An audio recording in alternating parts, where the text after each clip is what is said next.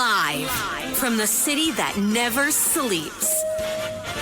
17 miles from Madison Square Garden, New York City. It's America at Night with Rich Valdez, America's favorite late-night talk program, featuring interesting guests from around the world and calls from across America.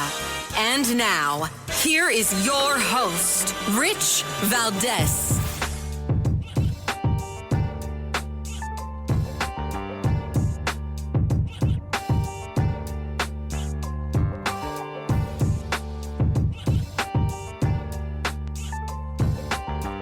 Hi there, good evening, and what's up, America? I am Rich Valdez, Valdez with an S, at Rich Valdez on all of the social media. Welcome, welcome, welcome. It's the Wednesday night edition of the program. I never know what day it is, just so you know. And we're live, we're national, happy to be here. 833-482-5337, 833-4-Valdez, if you want to join us on our late night national town hall conversation. And we've got plenty of stuff to talk about tonight. We're going to talk a little Elon Musk a little bit later. Of course, Elon Musk floating the idea of giving DOGE savings dividends. Now, this was something I said a couple of weeks ago when he and the president and he had mentioned starting a sovereign wealth fund. And the first thing I thought was, if we're going to get in the business of that, we're going to have to start, cutting checks to all of the taxpayers. And I guess they heard the message. That's fantastic. Imagine that. Imagine getting a $5,000 check from El Trompito. I'm going to go with, I would like to get it quarterly, but we could start there and maybe get it monthly. That would be nice too. Imagine getting $5,000. Again, that's not what they're talking about. But if it were a thing, imagine that. $5,000 a month as your dividend from all the savings. Now, I don't know if it comes out to $5,000 a month or not. But I like the idea of getting a piece of the savings, right? I think everybody loves that. And again, this would be dividends on the savings. I'm not looking to get any welfare or any type of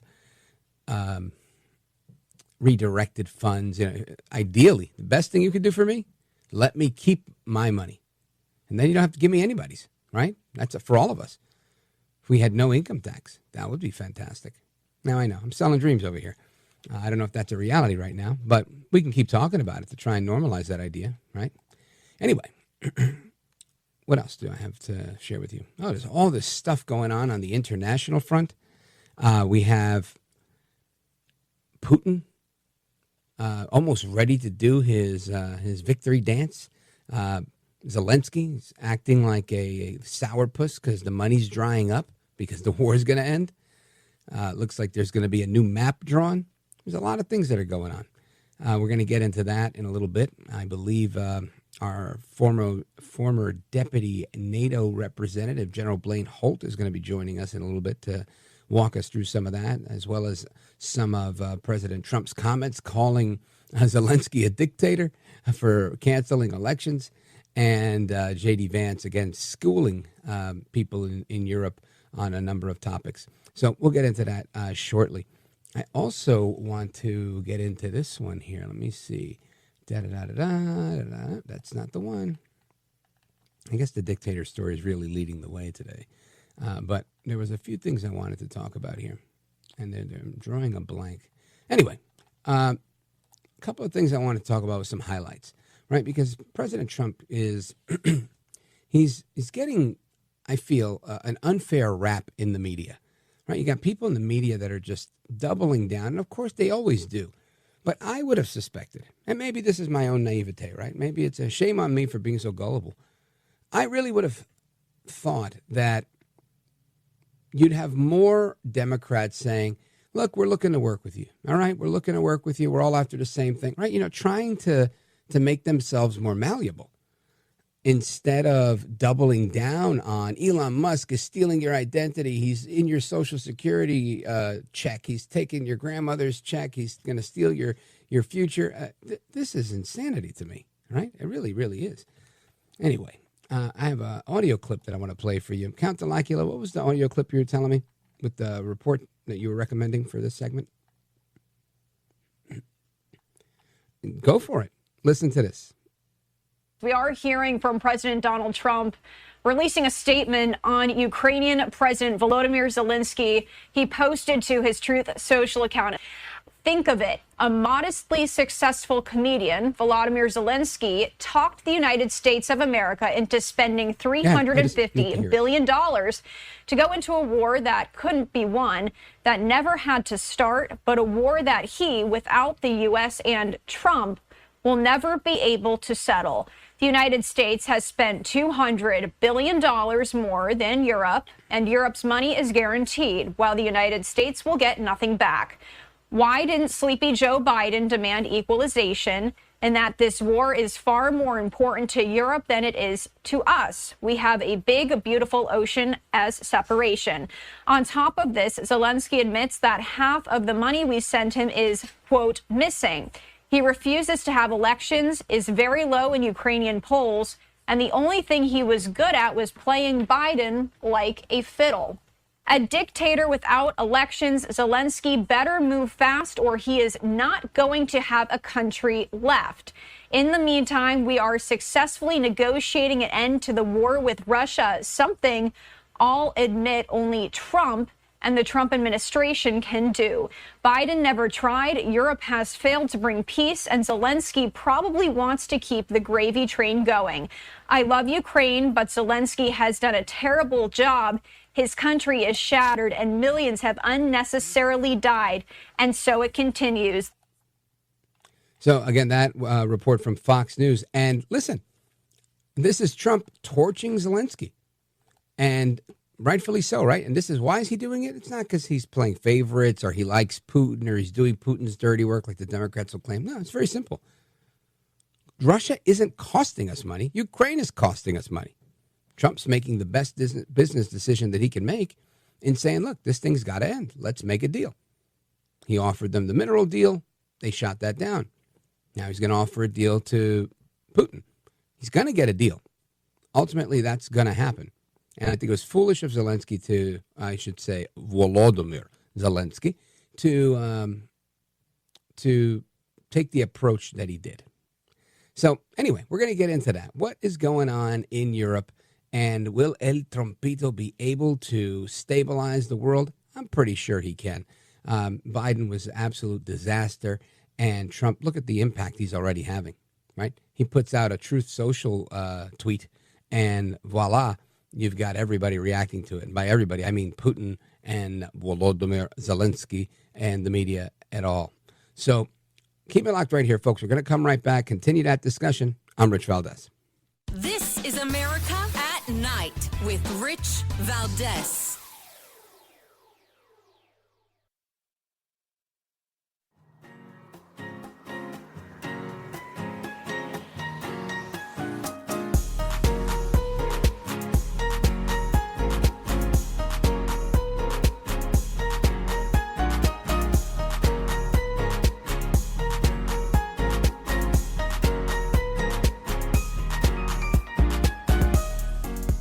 Well, thank you, Rich, and thank you for everything. I know you very well, and I listen, but I have a lot of people that listen, and they love your show, and I appreciate it very much. America at Night with Rich Valdez. Zelensky admits that half of the money that we sent them is missing. They don't know where the money is. He said, well, we don't know where half of it is. That's great, wonderful.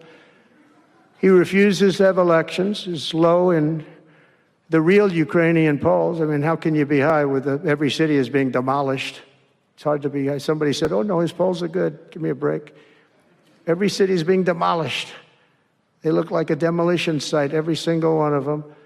And the only thing he was really good at was playing Joe Biden like a fiddle. He played him like a fiddle. That's an expression we use, yes, sir, to say that he's pretty easy, pretty easy. A dictator without elections. Zelensky better move fast or he's not going to have a country left. Got to move fast because that war is going in the wrong direction. In the meantime, we're successfully negotiating an end to the war with Russia. Negotiating an end to the war with Russia. That's President Trump earlier today at the F2 Priority Summit. It's an investment conference that was in Miami, Florida. And reiterating, doubling down on his comments that Zelensky is a dictator. And again, he's making these comments because he's opting to not have elections because Trump is asserting because his numbers don't look good. I would probably venture to say it's probably right. Right? What politician, if their numbers are good, wouldn't want to, let's do the elections right now, right? So I want to get to the bottom of this, really from the geopolitical and the military analysis front from former deputy NATO representative representing the United States Air Force Brigadier General Blaine Holt. Sir, welcome back. It's great to be with you. Thanks for having me tonight. You bet. Thank you. And I heard all this stuff about Trump torching Zelensky, and I thought this is very politically. He's setting the stage. He's setting the stage.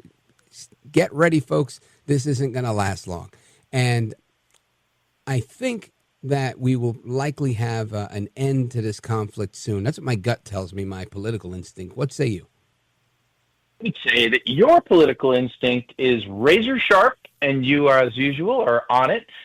This thing is going down, and if President Zelensky may have been able to fandango the Biden administration and a whole lot of European leaders, but it's not going to work here. He doesn't understand yet what "Make America Great Again" means, or America First. And I mean, listen, if somebody wants to try to troll the president or throw some slop on our president in social media, they should know that this is not the guy who's going to ignore them. He's coming back with both fists. He is a pugilist, and he is going to smash you. And that's what the president did tonight. So don't intone that President Trump is a victim to Russian disinformation, and you'll do much better. Now, here's the good news. President Trump just wants the outcome. We're going to get to the end of the war. It's not about Zelensky's feelings, good or bad. The other thing that's going to happen, I believe, is the accounting of this war. And if we think DOGE has done something magical in reforming our government, which they have, it's coming. The receipts will be there, and we're going to find out where every nickel is, especially the ones that came right back here to D.C. Like a boomerang. Outstanding. And this is yet another great way of draining the swamp. Now, from the military perspective, what's the best off-ramp you see here? What does it look like? And I guess we could add in some geopolitics with this, because it seems like Biden came out and signaled, if it's a minor incursion, then it's okay. Oh, my gosh. Trump, yeah, right, which was a horrible thing to telegraph. But it seemed like Biden was okay with Putin taking a little bit of Ukraine. Trump, or not Trump, but Marco Rubio, Secretary of State, saying, I doubt we're going to go back to the 2014 map of Ukraine, right? A pre-2014 map. So another indication that this isn't going to look the same anymore. And not because of the destruction, but likely because Putin gets to keep some of this stuff. So what do you think this looks like? What will satisfy Comrade Vlad? And I guess whether they have to be satisfied or not is maybe up for debate. But what will appease Volodymyr Zelensky so that we can actually dead this thing? Yeah, so it's a great question. The good news is this. President Trump is the guy with all the leverage and the cards, and he understands the chessboard extremely well. The guy who does not have all the cards is a guy named Vladimir Putin. So, Zelensky did not understand that the first step in the process is that the United States needed to have an open dialogue with the Russians and start to put together diplomatic relations. It doesn't mean lovey sweetheart relations. It means diplomatic relations. We have vehicles now that we can talk to each other at least. But Putin, he's got to have access almost immediately to European markets with his energy, because if not, the frail economy that is hanging on by a thread in Russia is going to get cut. Don't think that he has a Chinese backstop. They've got their own problems. The Europeans are going from recession to depression, nearly deindustrialized because of these sanctions that hurt their own people more than Russia. And then Zelensky and the Ukrainians, well, you can't get around the physics of military operations and battlefield success.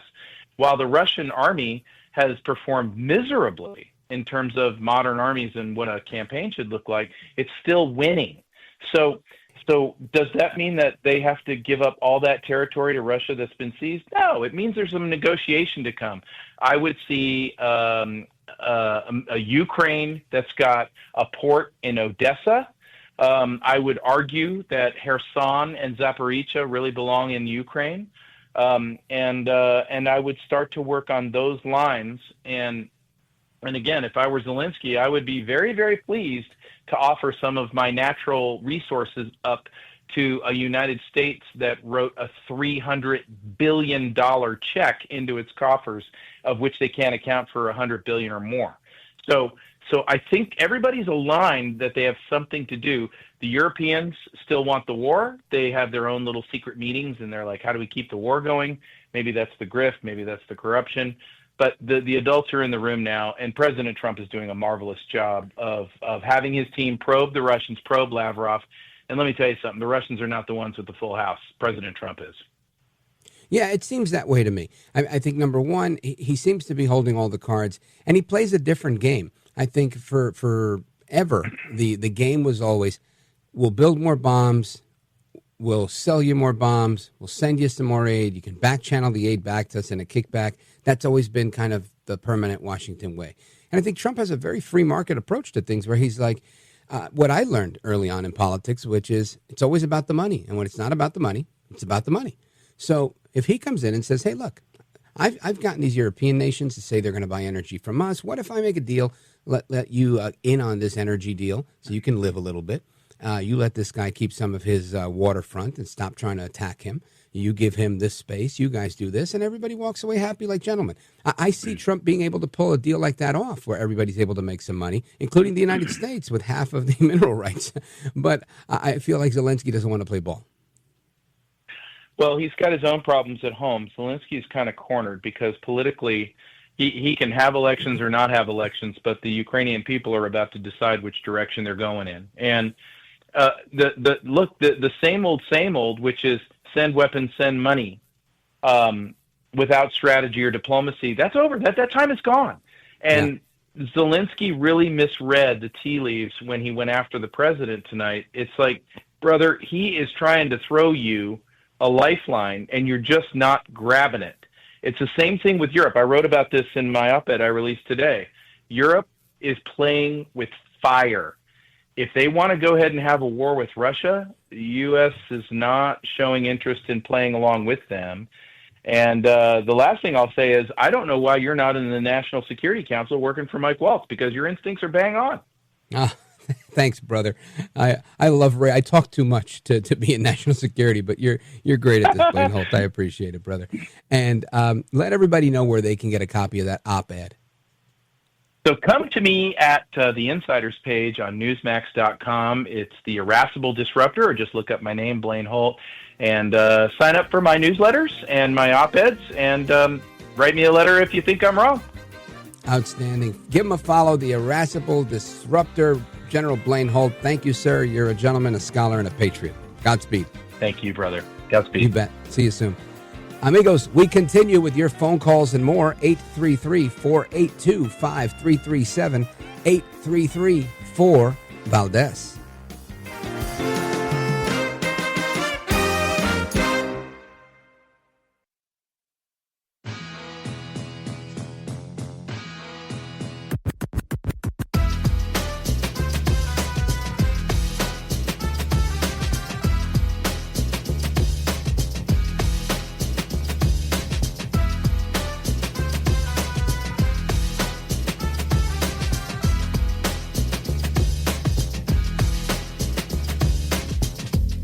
You are educating the public, and the public is getting good information if they listen to your show. America at Night with Rich Valdez.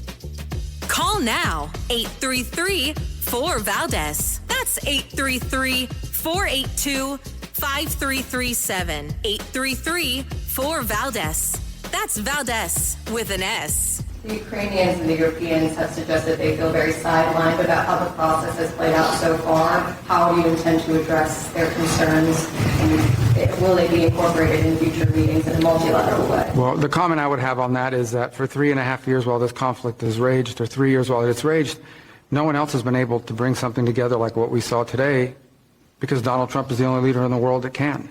So no one is being sidelined here. But President Trump is in a position that he campaigned on to initiate a process that could bring about an end to this conflict. And from that could emerge some very positive things for the United States, for Europe, for Ukraine, for the world. But first it begins by the end of this conflict. And so the only thing President Trump's trying to do is bring about peace. It's what he campaigned on. It's something the world should be thanking President Trump for doing. He's been able to achieve what for 2.5, 3 years no one else has been able to achieve, which is to begin this process, a serious process. Obviously, a lot of work remains before we have a result, but President Trump's the only one that can do it. That, of course, Secretary of State Marco Rubio. And I think this is a very, very poignant comment, right? Not a partisan comment, but a very, very astute one. They weren't able to do it. And whether they were able to do it and failed to, able to do it and chose not to, able to do it and neglected to, they didn't do it. So in comes Trump, and he's like, look, let's get this thing done. And I'm all for it. Listen, my only dog in this fight is that I happen to belong to this country, right?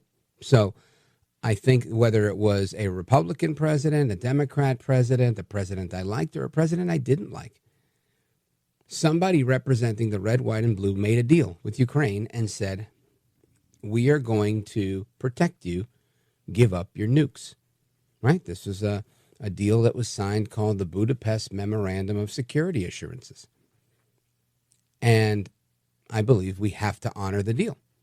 Now, if we're not going to honor the deal, somebody has to come out and say, we're not honoring the deal, right? Trump has done this in the past.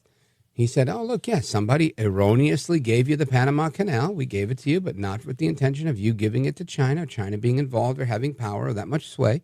This was a mistake. We're taking it back. He didn't mince any words. He made a statement.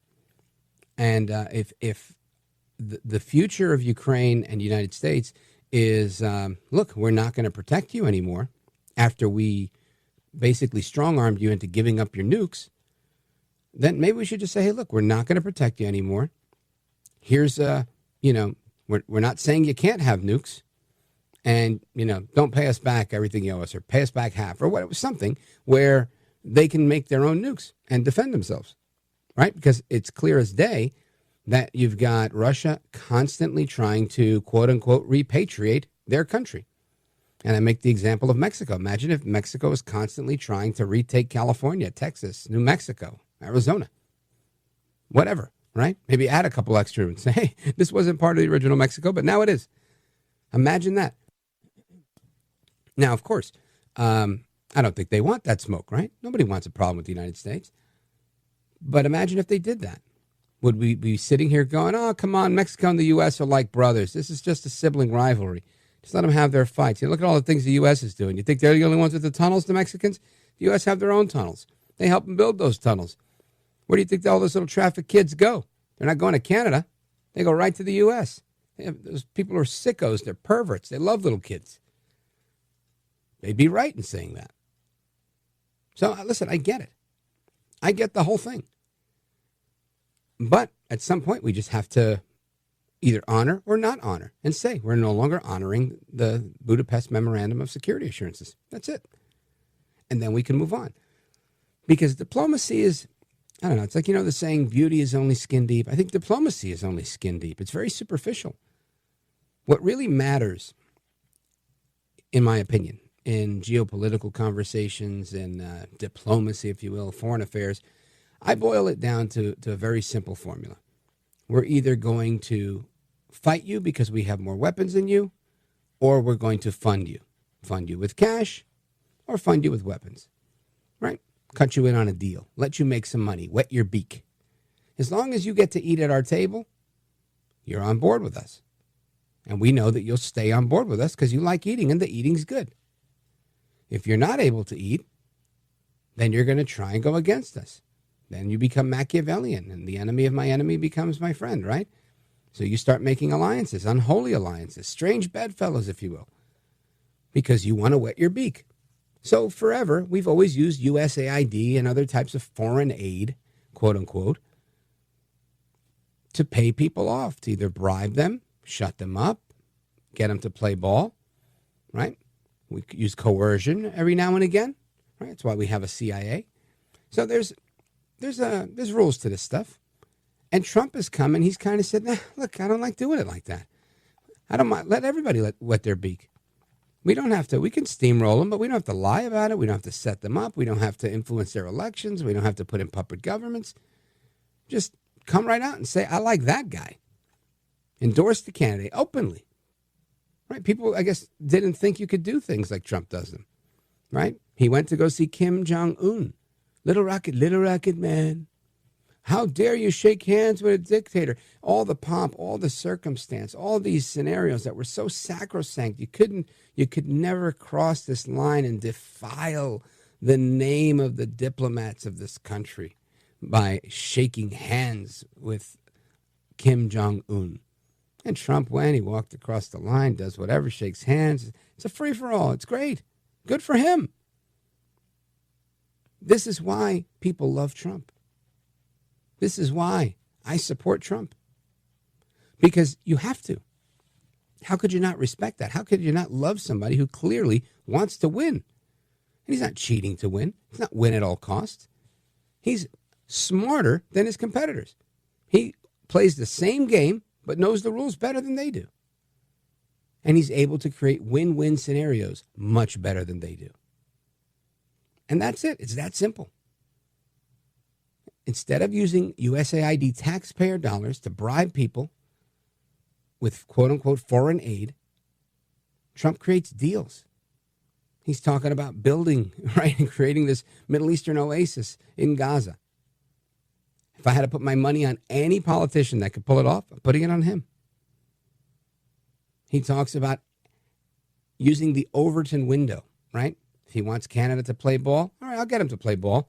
I will taunt them and taunt them and taunt them and mess with their economy and tell them that they're going to become the 51st state, Governor Trudeau, until they say, all right, look, just relax with all your crazy 51st state talk. What do you want? All right, you want this? All right, let's do it. He knows exactly what he's doing, and he's really good at it. I, for one, am not mad at the guy. El Trompito for president. If he had another term in him, I'd vote for him again. Anyway, we're going to talk about how Trump is reshaping Washington foreign policy, plus your calls, 833-482-5337, 833-4-VALDEZ. This is America at Night with Rich Valdez. Call now, 833-4-VALDEZ. That's 833-482-5337, 833-4-VALDEZ. That's Valdez with an S.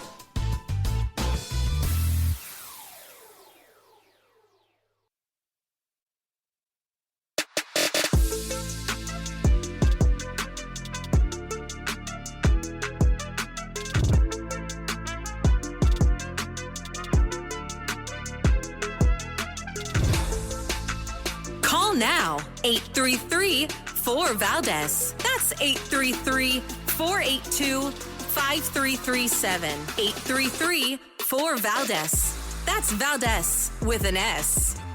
Donald Trump and the Republican Party has changed the electorate. What do I mean by that? Well, let's take a look at party identification, Democrats versus Republicans. You go back to 2017, 5 points more of the electorate was Democrats than Republicans. You go to 2021 when Joe Biden was starting out, look at that. 6 points more of the electorate was Democrats than Republicans. But look at what's happened in February of 2025. Look at this. Republicans, there are more Republicans in the electorate than there are Democrats. Republican +2. So Donald Trump and the Republicans have remade the electorate. They've turned some people over from being Democrats or independents to become Republicans. New folks have entered the electorate who are more Republican leaning. And so when you combine that with the fact that Republicans are really, really behind Donald Trump, all of a sudden you get a winning recipe whereby you break the normal rules of politics and give Donald Trump that positive net approval rating when he had pretty much a consistently negative one in term number one. As I said at the beginning, he's copying Frank Sinatra, doing it my way. That's CNN's Harry Enton always delivering very, very colorful commentary there. He's very entertaining. And I want to take a look at how did Trump pull all this off, right? Because, again, it was the leadership that he brought to the table. And I think I've said this plenty of times when it happened and since. It's my opinion that there was a dance being played between country club Republicans and the Tea Party, and the chasm widened and widened. The big tent was getting bigger, but not because we were adding people per se, because the disparate nature between a moderate, if you will, and a conservative was becoming vaster and vaster, wider and wider. So you get to this point where conservative grassroots activists are affecting people more than others. For a while, they had a lot going for them, the country club Republicans. It was God and country. They had the market cornered on patriotism and Jesus. So if you were like, hey, well, I love Jesus and I'm pro-life, I'm a Christian. Well, me too. All right, great. Then thanks. I'm in. Right? And with the patriotism, you go along with being pro-military and pro-national defense and a lot of the Reagan mantra. But Reagan was more conservative than Bush, more conservative than any of the candidates that ran after Bush. So what happens? What happens is the establishment and the rhinos, the McConnells, these people put the nail in the coffin with putting up Mitt Romney. And Romney becomes the guy. There was no way ever Romney was going to win. He didn't possess the charisma to take on the ever charismatic Barack Obama. It was over. We were never going to recover from that. A recovery from that was going to look like, I don't know, 32 years or something close to that, in my estimation, right? It was going to be forever and a day before you ever saw a Republican again. And if you got a Republican, it was going to be a Romney Republican, because that's what they were introducing to the mainstream as, this is our guy, Bain Capital. However, Main Street didn't look like Romney, didn't act like Romney, talk like Romney, or think like Romney, the original founder of Obamacare. So what happens? You have a party that's dead. Now I'm going to bring you back to 2010, 2013, 2014. Think about a time where you communicated with your friends on AOL or email, Yahoo, something like that, right? You would get jokes through there. Today it's memes on social media. They inbox them to you, your DMs. But back then, it was all on email. And I know I'm not alone.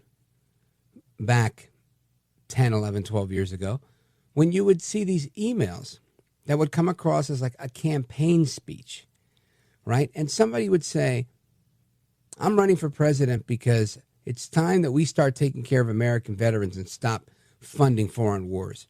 I'm running for president because it's time that we, restore the family, this and that. Very wholesome American principles that both Democrats and Republicans could get behind. Yet no politician was espousing those. None. There wasn't a conservative that was prominent because they were being stifled by the IRS.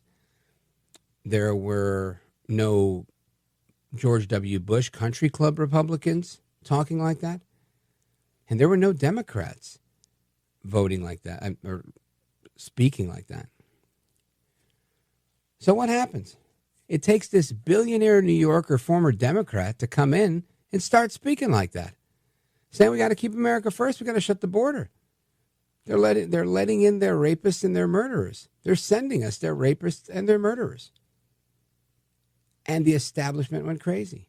And they were like, there's no way this guy This guy who's popular in the rap scene, who's popular in television, he's popular in business. There's no way that this guy is going to tell us what to do because we have pomp, we have circumstance. We are polished, you see. And this is where the problem starts. The party was dead. The Republican Party did not exist. It was not alive. Maybe it was on life support, but it was begging to have the plug pulled. And Donald Trump saw an opportunity. He saw a building with good bones. And he said, I can develop that. I can make something out of this. And he went for it. And he did. And he put in some of the nicest finishes and different fixtures. And some of it is industry standard and some of it is state of the art, right? It's a real mix, just like America. So he's got gay people in the administration. He's got Democrats, Kennedy Democrats in the administration, former Democrats like Tulsi Gabbard. He made an administration that really looked like America, that really looked like the MAGA movement that elected him, that were all pushing in the same direction. And that's how you do it. This populist campaign known as MAGA worked. And it worked, and it's worked every time he's run. Because people want to be represented. People want someone that brings common sense to the table. And by reshaping Washington's foreign policy, dozens of executive actions, lawsuits that he wins daily over DOGE, bringing Elon Musk in to lead the way with the digital service known as DOGE. I mean, he's firing on all of these cylinders. That's why we're winning. That's why. Folks, keep it locked right here. Coming right back. This is America at Night with Rich Valdez.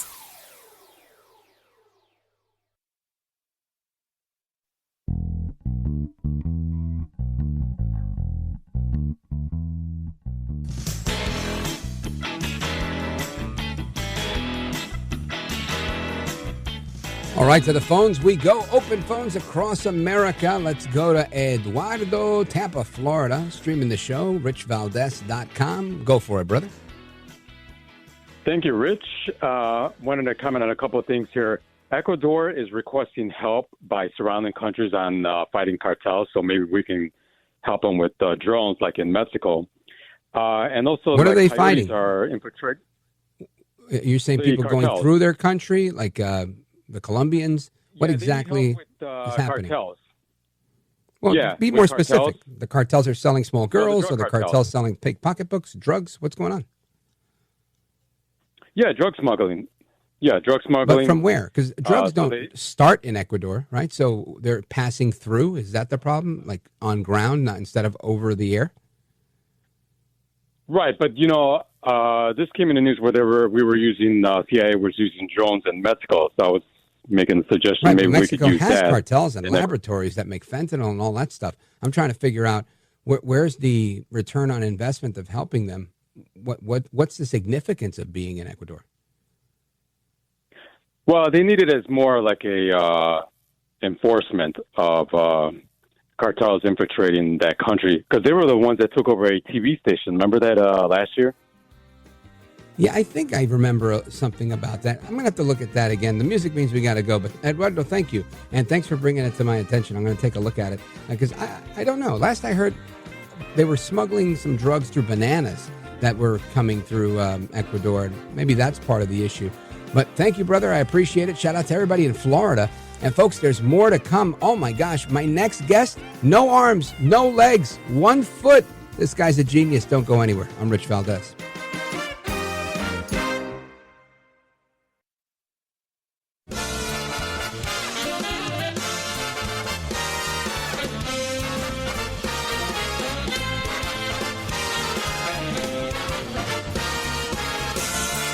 Live from the city that never sleeps. 17 miles from Madison Square Garden, New York City. It's America at Night with Rich Valdez, America's favorite late night talk program, featuring interesting guests from around the world and calls from across America. And now, here is your host, Rich Valdez.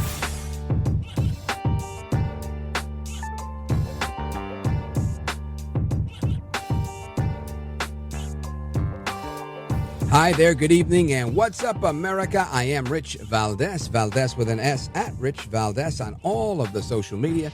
Welcome, welcome, welcome. Happy to be here with you this Wednesday night. 833-482-5337 is our phone number, 833-4-Valdez. And plenty of discussion tonight on what's going on geopolitically with the NATO countries in Europe, with Volodymyr Zelensky, Comrade Vlad, and El Trompito Donaldus Magnus, the 45th and 47th president of these United States. And J.D. Vance also had a lot to say and a lot to do, a lot of impact that was made with his speech in Munich, and it continues, I believe. I believe people are still talking about, the effect that J.D. Vance had with his visit. And this is good, right? It's very good that you have the same message coming from so many different characters representing the United States, right? Former Senator, now Secretary of State Marco Rubio. Very, very smart guy, very, very attuned to what's going on politically. Not a heavy-handed type of guy, but a very serious guy, right? He speaks and you take him very, very seriously because he's very competent. And J.D. Vance, also not very heavy-handed, not a wallflower by any means, right? He knows what he's talking about. He's very sharp. He's very succinct. Very, very, very effective delivery. And you've got El Trompito, very strong, over-the-top strong, right? Likes to throw bombs, always trading barbs whenever he gets the chance, but very, very, very effective. And I think this combination of approaches, all beating to the same beat and rhythm of the drum, all singing the same tune, right? They're all America first. They're all representing the United States and Trump's vision for America. And I think it's great. And I think that's why President Trump is doing well in his numbers and his appeal to the general public overall. And this is why. This is in large part why he's doing well. Now, I was looking at something earlier about these agency overhauls. You've got the digital service now known as DOGE, right? It's the Department of Government Efficiency. And the president has reformed several government agencies. It's only been here for a month, right? Tomorrow's a month, February 20th. Of course, the biggest of which I would say is the U.S. Agency for International Aid, right? USAID. Big deal. It's pretty much all but eliminated. Most of its employees have been fired. You've got the brainchild of Elizabeth Warren, the Consumer Financial Protection Bureau. More uselessness. You've also got, let me see, what else here? The recommended abolition or restructuring of the Department of Education, the abolition of the Federal Emergency Management Agency, FEMA, because of their tremendous job and response to natural disasters, which have, been abysmal. Excellent.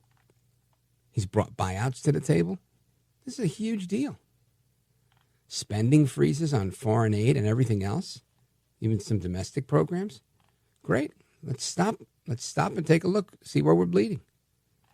I mean, this is right on point. Declaring a national emergency at the border, enlisting the support of the Canadian military at the northern border and the Mexican military at the southern border, labeling the cartels a foreign terrorist organization. This is great stuff. These ICE arrests that have gotten about 14,000 criminal illegal aliens out since January 20th. Border crossings have dropped by 92% since January 20th. This is a good deal.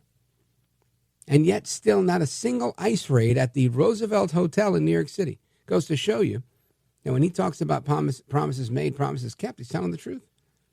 If you want to find a bunch of people in this country illegally, go to the Roosevelt Hotel. Yet ICE hasn't been raiding the Roosevelt Hotel, knowing that they're there. Why? Because they're going after specific people. There's proof of that. Suing sanctuary cities. This is remarkable, right? Actually taking these cities on, these states on. And probably one of the most effective, sending illegal immigrants and other violent criminals like the Tren de Aragua gang members and Mala Salvatrucha 13, MS-13 gang members, sending them to Guantanamo Bay. Excellent. This is how you do it. I think that's the most ideal way. So when we talk about why Trump's doing well, these are just a number of those reasons. Now, I want to thank our friends at the Epoch Times for listing these things. It was a really, really good piece here. And there's more. We could definitely talk about that more. But I want to talk about something else. Because the same way Trump is pushing back on the culture has pushed back on Trump and on other conservatives. And we've seen Christians, pro-lifers, others be deplatformed, even debanked, just for upholding their beliefs. In a moment, we're going to have a conversation with Nick Vujicic. This guy has no arms, no legs, 1 foot, and he built himself a speaking empire doing inspirational, motivational talks. Listen to this. I'm down here, face down, and I have no arms, no legs. It should be impossible for me to get back up. I mean, you go home and tie the legs and arms of your brothers and sisters and like push them down and see how long it's going to take them to get back up. You know what I mean? You know, you can tell them that you'll see them tomorrow. You know what I mean? But this is the thing. It should be impossible for me to get back up, but it's not.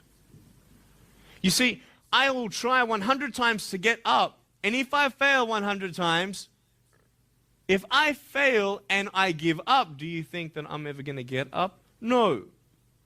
But if I fail, I try again and again and again. For as long as I try, there's always that chance of getting up. Does that make sense? And it's not the end until you've given up. It's not the end until you've given up. That's Nick Vujicic. And again, he's a individual that has no arms, no legs, yet he keeps going. And he was deplatformed. So we're going to talk about that straight ahead. Don't go anywhere. I'm Rich Valdez. This is America at Night with Rich Valdez.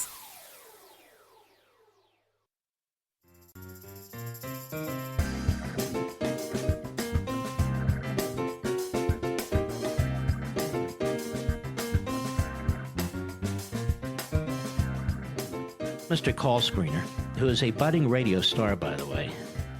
Richie Valdez is terrific. This is America at Night with Rich Valdez. Final question. If you went home tonight and Mayor Powell, your spouse, said, I got a call today from our bank, and they're debanking us. They're worried about their reputational risk because they don't like our politics. Would you think that fair? No, I sure wouldn't. And as I mentioned earlier, I too am troubled by the quantity of these reports, and really want to understand better why this is happening. One theory is that banks are just very risk averse around BSA and money laundering, and that's because we're so tough on them and that they just don't, any red flag is enough. All right, America, welcome back. I can't help but laugh at that clip, but you're sitting there watching the former Treasury Secretary talk about money laundering and this and that, and this is over debanking people, right? Deplatforming conservatives, Christians, and others that decide to bank somewhere, and because these banks don't like what they're saying or what they're doing, they're not giving them the opportunity to go ahead and do what they do and do business there.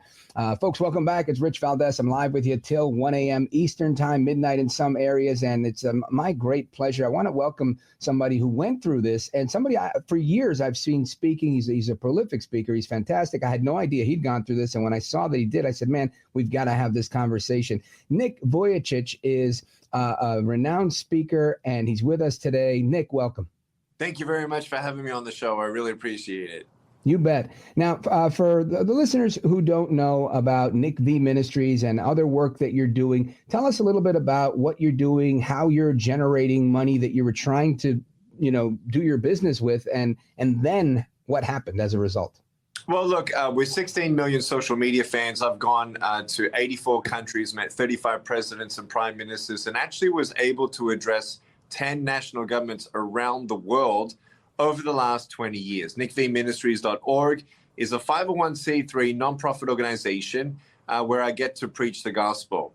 But then I had a for-profit company called Attitude is Altitude, which enabled me to go to countries like Russia, China 46 times, Iran, go in as a Trojan horse and do motivational speaking on the circuit against bullying in schools, helping people in government actually change their mind about unborn babies not being viable because of their disability.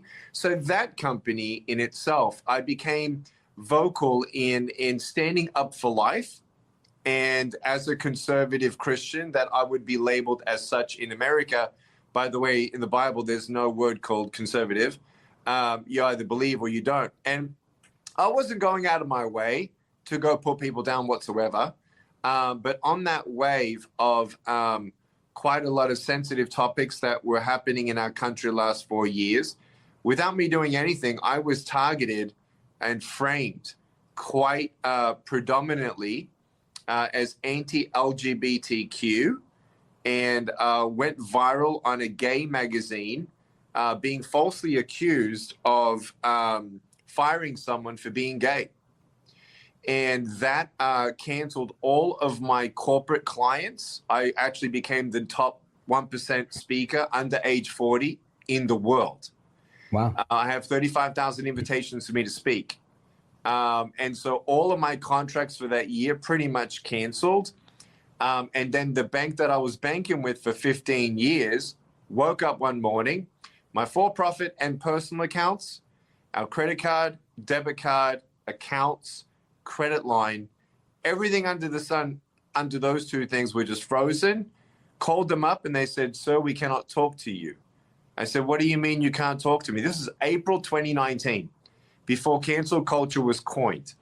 And they said, "There's a letter coming." And simply the letter said, "We reviewed who you are in our annual customer review. We don't want you. You've got 30 days to move your money to another bank. And if you don't, we're going to take your cash." Wow. And so that was April 2019. Folks, we're on with Nick Vujicic. And as you can see, he's doing his thing. He's making money. He's out there. I'm surprised that they would let you into a school after, people know about your ministry work. I think a lot of schools are not always willing to play ball, but it's amazing that you had that opportunity. And now here they are blackballing you. What is it that they say that you did? Was it a scriptural reference or just the fact that you're a Christian? Why did they say you're anti-LGBTQ? They refused to comment. They refused to ever explain as to why. Look, under the Constitution, I've been everywhere, dude. I know what it means from a public school point of view that, if I say the word Jesus, it's a swear word. I didn't go out there offending anybody, if that's what anyone's asking me. No, I was even blackballed and actually canceled out of 2 school districts in Texas the last 12 months for being pro-Israel. So, bro, it's amazing the climate of people everywhere where those of us who have influence, those of us who are not trying to go out of our way to put down people, but to be vocal and say what you feel when it comes to Israel, shouldn't cancel a 15,000 pupil speech in a school district in Dallas. And so it's perplexing. And no, they did not actually give me any answer whatsoever. Wow. So you start losing clients. Then after you lose the clients and they pull these contracts, then you lose the banking. How do you bounce back from that? Obviously, it didn't stop you, right? You're still here. You know what? That's why I'm thankful that me and my family, we're blessed to have learned about real estate. I've been in real estate since 2002. I've been on stocks since as a 16-year-old, actually. In 1999, 1998, I've been trading stocks. And so I knew what to go through. But you know what happened also to speaking with the COVID went to zero. So imagine this. I've got employees. The only way that we could actually sustain everyone, that first $500,000 in 2019, was I had to liquidate some real estate. 2020, liquidate more real estate. 2021, I was a stock trader, full-time stock trader for 6 months, and I made all the money we needed. And I'm so thankful that we had the cash, we had the education, we knew how to pivot, and learning how to trade stocks, and had the real estate portfolio to lean upon. It was hard, bro. I had a credit line, a credit score that I've never heard of before. We normally get 3 triple digits. I had 2 dashes. And the 1 triple digit I had was 220 points lower. Wow. I started like on a nanny level of credit score. I mean, I started from the beginning. I couldn't get a loan. I couldn't get anything. I mean, it was rough. I started on a secured credit card, bro. A secured credit card. It worked. You've come a long way. It was rough. And, people don't understand, though. In banking, too, what I learned, I want you to know, I'm a Christian. I'm pro-life. I believe that every unborn child should be born. And I apologize to all the women who have unexpected pregnancies where the church is not already at a point where we should have already helped 500,000 foster kids and adopted kids waiting for an adopted and foster home. My family and I, we're adopting a baby next year. So we're not just Congratulations. Talking the talk. We're going to walk the walk. But, first and foremost, I apologize for that. But here this is, can you imagine all the people that actually are conservative Christians, all the churches, the Orthodox, the Catholic, the Protestants, all of us, and all the Christian schools, and all the money, all these big banks, they actually philanthropically give to things that you actually are against. Right. And so what we found out in 2018 was Chase, Wells, Bank of America, couple other big banks, all of our banks, all the big banks, they actually philanthropically fund organizations that are against our biblical worldview. Wow. So, Nick, I want to pause right there because I think this is a good place for us to continue our conversation as to now that we've realized that you weren't the only one under attack.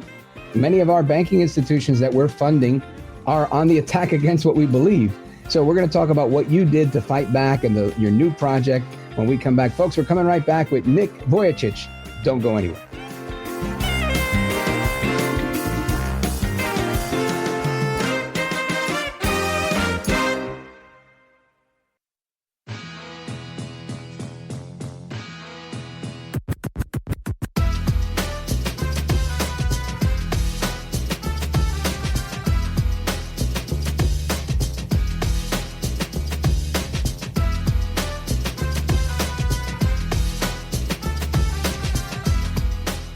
The best guests, the best opinions.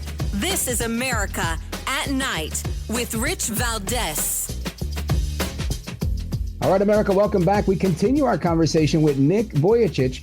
He was blackballed, deplatformed, debanked, blacklisted for being pro-life, for being a Christian, for allegedly being LGBTQ antagonist, according to some. And they made his life very difficult, not to mention it was already difficult, right? He came up from a very, very difficult situation. I have no limbs, by the way. I have no limbs. For anyone who's just on audio, talk about something else. You know what, Nick? You're right. This is a big radio show, and people who don't realize I'm talking to a man that has no limbs. Tell us about that, and then we'll get to to where you're at with banking and how you came on the other side of that. Well, look, I was born without limbs, 1982 in Australia, to migrant parents who fled communism regime of former Yugoslavia in the 1960s. Both of my grandfathers were in jail for their faith. Wow. They came to Australia with nothing. They had me as their firstborn son. No medical reason as to why I was born this way without limbs. Brother and sister born after me with limbs. Suicidal at age 10. Didn't believe that God had a plan for me, or he wasn't fair, or he wasn't real.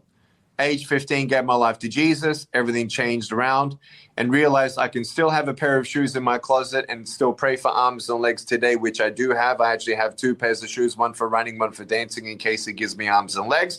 But I'm also not waiting for a miracle to be a miracle. So I've actually been able to travel all around the world, 2.6 billion people around the world. About 30% of the world know about my story, and 1 in 10 have heard the gospel of Jesus Christ through Nick V Ministries. That's amazing. And again, I didn't know that you'd gone through all of this political pressure and wokeism and all that. What I did know about you was that you had no limbs, and I'd seen you on TBN and seen you for many years doing a lot of great ministry work.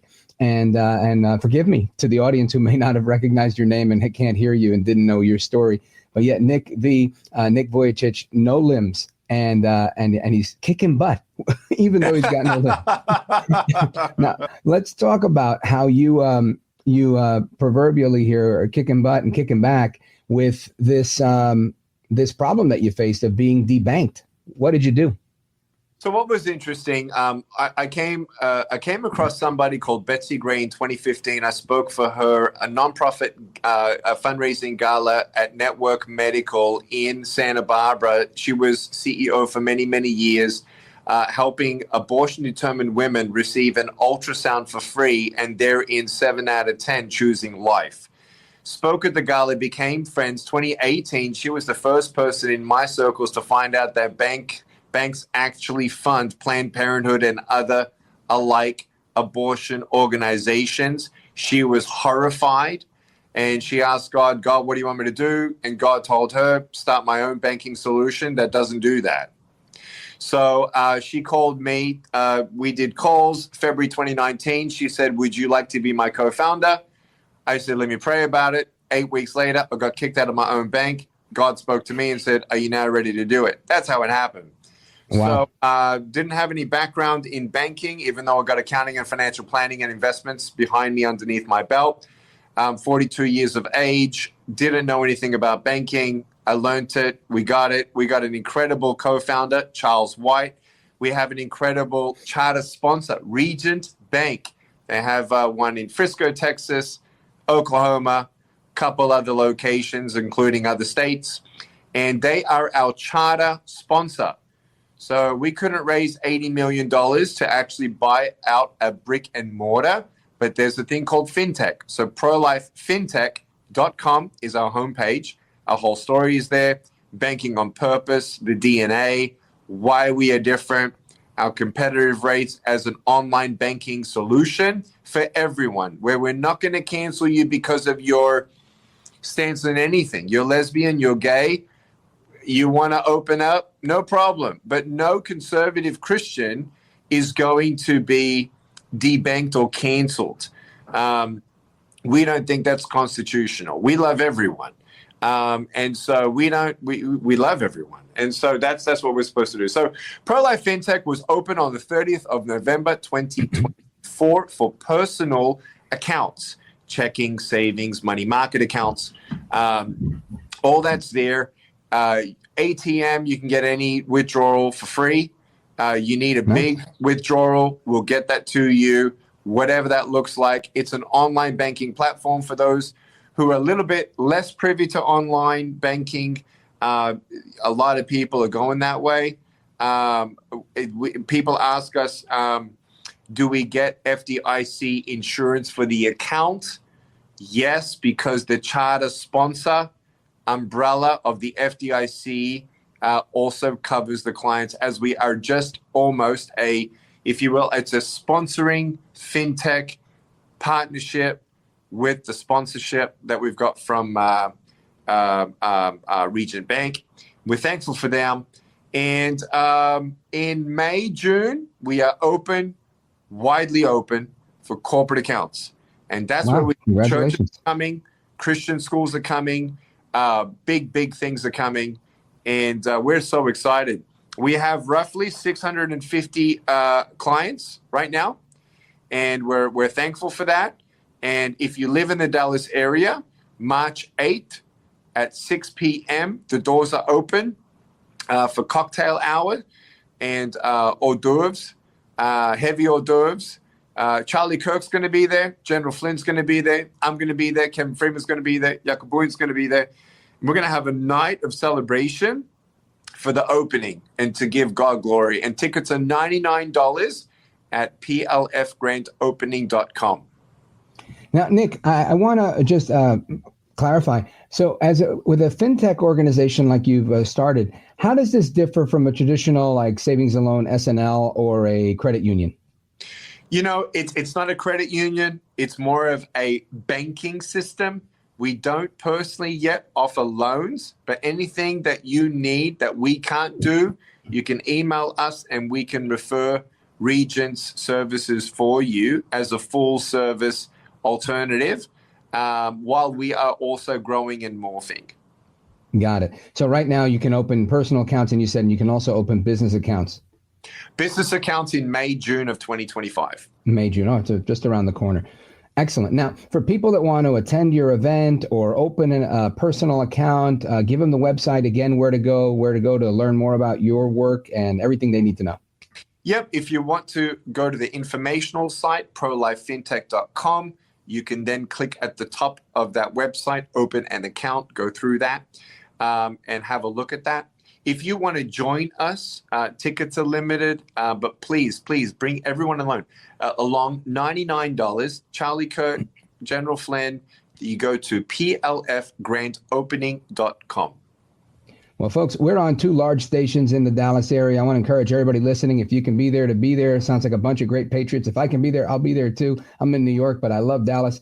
And Nick, I want to thank you for being here with us and sharing your story. It's a really an amazing story, right? Both of the stories, the beginning part of the story, the second half after they try to knock you down, and how you're coming back with this fintech solution. It really is inspiring. Godspeed, my brother. Thank you very much, and thank you for your time, and God bless all your listeners. You bet. Folks, we're coming right back. Don't go anywhere. This is America at Night with Rich Valdez. Call now, 833-4-VALDEZ. That's 833-482-5337. 833-4-VALDEZ. That's Valdez with an S.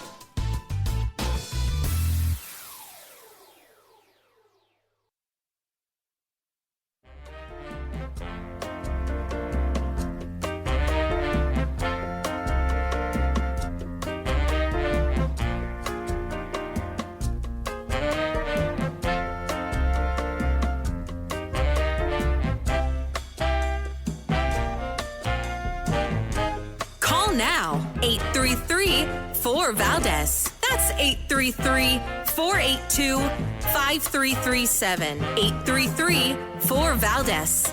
That's Valdez with an S. Zelensky admits that half of the money that we sent them is missing. They don't know where the money is. He said, well, we don't know where half of it is. That's great, wonderful. He refuses to have elections. It's low in the real Ukrainian polls. I mean, how can you be high with every city is being demolished? It's hard to be high. Somebody said, oh, no, his polls are good. Give me a break. Every city is being demolished. They look like a demolition site, every single one of them. And the only thing he was really good at was playing Joe Biden like a fiddle. He played him like a fiddle. That's an expression we use, Yasser, to say that he's pretty easy, A dictator without elections. Zelensky better move fast, or he's not going to have a country left. Got to move fast, because that war is going in the wrong direction. In the meantime, we're successfully negotiating an end to the war with Russia, something all admit that only Trump is going to be able to do in the Trump administration. We're going to be able to do it. I think Putin even admitted that. That, again, El Trumpito, in his comments earlier, he made some additional comments, and I'll play those in a moment. But I want to get your thoughts, your calls on everything that's going on. Let's have some discussion here. 833-482-5337, 833-4 Valdez. Let's go to Canton, Ohio. KDKA, streaming out of Pittsburgh. Mark, go right ahead. Good evening. How are you tonight? Wonderful, thank you. Thank you very much. I enjoyed the conversation you had with the Air Force General here recently tonight, and so it's such an interesting topic. I just had a fascinating conversation with my daughter, who's in the Army, active duty, and about the Ukraine situation and what's going on, especially now with Trump taking over. And her comments were pretty simple. It would never happen under Trump. It happened because Biden was too weak to react to Putin. So having said all that, I'm in total agreement that the war needs to come to a complete end soon. Did President Trump make the comment that Ukraine started the war? Did he make that comment in the last few days? Did I hear that wrong? Or did I didn't hear that comment. Have you heard anything about that? I listened to a lot of different venues. I listen to both sides because I like to hear what the other side's saying. I'm about as conservative as you can make it. But sometimes he says the most bizarre things, and I understand that. And there's a reason for that. There's a reason that, he's respected by Putin and the rest of the world, and that's a good thing for us. So having said all that, how do we ignore sometimes just the crazy things he says? For example, when he was running for election the first time, that he called John McCain a loser. I've got 2 kids in the military. I can't ignore those kind of things. Well, again, those kind of things. Hang on a second. Well, hold on, 55. So the suckers and losers thing, Trump has addressed this a million times, and he said he's never, ever said it. And I don't know if there was 50 people with him on the trip. There was one guy or 2 guys that said, oh, yeah, he said that. Everybody else that was there says he never said that. So, I mean, typically, that's kind of how he said, she said type of accusations typically work, right? Somebody says, oh, so-and-so did whatever, and they try to paint you into a corner where you're spending all of your energy and time defending yourself. Now, if you just look at the history of Trump, try to, other than his criticism specifically of John McCain, I've never seen him ever talk ill of anybody that's served in uniform. Now, on the contrary, I've only seen Trump give the highest regard to the men and women in uniform in this country. So if you're going to judge someone, I think you got to basically take them at what you know them to be, right? We don't really have too many other options. There's no video of this. There's the only witnesses are people that were fired, this general, whatever his name was. These are off-the-record comments, people telling news agencies that have it out for him, oh, we heard whatever, anonymous sources type of thing. Where I come from, that's fake, phony fraud. Well, and I understand that. And certainly the other side is out to get him, there's no doubt. He's quite amazing at his comeback, and I would never have believed he'd been reelected, but here we are, and we're celebrating that in a lot of ways, so that's all good. But I refuse to ignore the fact that, here's a man who was divorced 3 times, bankrupt 3 times at least that I know of, who told us, and I heard with my own ears, for the first election, I can fix the system because I know how to cheat it. Now, what kind of crazy people are we to elect somebody that tells us that, and we love him? You know what I'm saying? It's just such a crazy world, but here we are. And well, I'll tell you this. Look, I'm divorced. And when I got divorced, a lot of people asked me, how do I not get divorced? And I had a lot of good advice for them, and I still do. There's a lot of things I could advise somebody. Sometimes you've got to deal with the person who's been through to give you that experience. And I mean, your paraphrase was effective, but it wasn't really what he said. I think basically he said, he's been using the system and he's donated to people on both sides, so he knows how the system works and he's taking advantage of the system. He's not cheating the system, right? I think that Trump is an expert at utilizing the system to his benefit, using the tax code to his benefit. If anything, I think he's a hero, and I always did. This way before he ran for president. I always thought this is a guy that knows how to do it. right? Now, again, I'm a New Yorker, and Trump's a New Yorker. So being a New Yorker, you see Trump kind of on the come up as a little kid and redoing the skyline. His dad had built this property, Trump Village in Brooklyn. They're originally from Queens. And you see him buying the Chrysler building and literally the New York skyline. And it was very remarkable to watch. So I think, I've always, and I still aspire to have a family foundation and take advantage of all the rights and privileges that the IRS code allows me to do so that I can keep more of my own money. And to that, I give nothing but thanks to Trump and those that are like him that have figured it out, spent the money on the lawyers to know how to do it. This is why people who lack, I guess, the strategy, the vision, the desire to protect their income and to protect and grow their wealth, they'll sit there and just complain about Trump. They'll be mad at what he has, which is what the Bible calls envy, right? And I look at that and I celebrate it. And I think, man, this guy's brilliant and I want to do the same thing. Hopefully I can learn how to do it, right? And I look at those things as kind of inspiration. Mark, thank you for your call. I appreciate your thoughtfulness and your call. And, of course, I'm also very thankful to your daughter for her service to the nation. And I'm going to take a pause right here. Coming right back. Don't go anywhere. This is America at Night with Rich Valdez. Call now, 833-4VALDEZ. That's 833-482-5337. 833-4VALDEZ. That's Valdez with an S.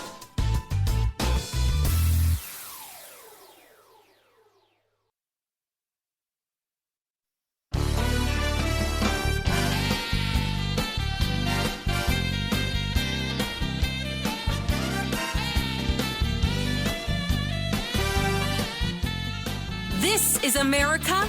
This is Night. This is Rich Valdez.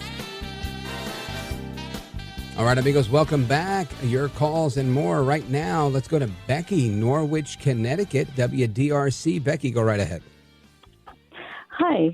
Thank you for taking my call. I want to say, My first pleasure. of all, I want to say that guns should be your constitutional right. You shouldn't have to get them registered. The whole purpose of that is so that the government can step in and take them back.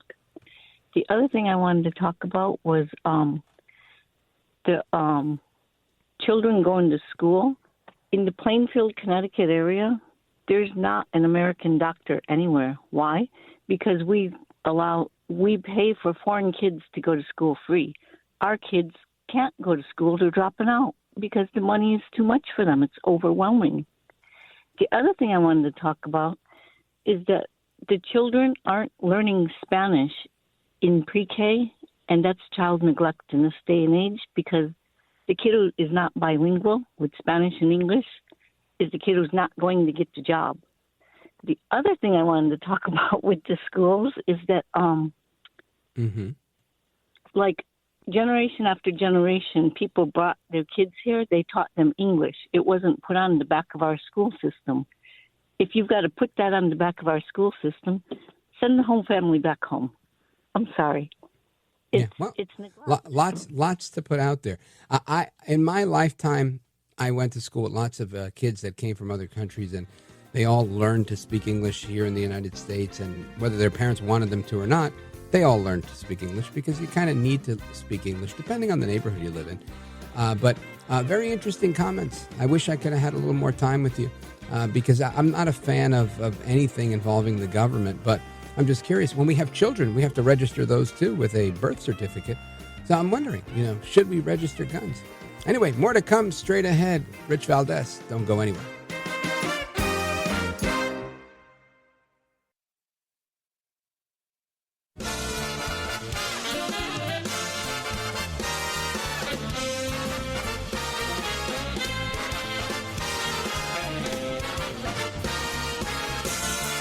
Live from the city that never sleeps. 17 miles from Madison Square Garden, New York City. It's America at Night with Rich Valdez, America's favorite late-night talk program, featuring interesting guests from around the world and calls from across America. And now, here is your host, Rich Valdez.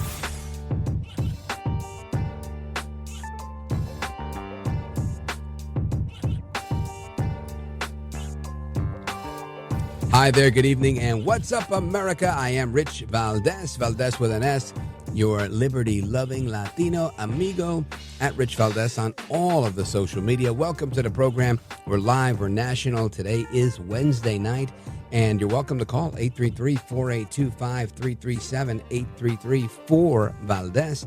And we've had so many interesting, distinct conversations tonight, right? We've talked about conservatives that were deplatformed, like Nick Vujicic, and that was a very interesting story. Again, a man with no arms, no legs, 1 foot.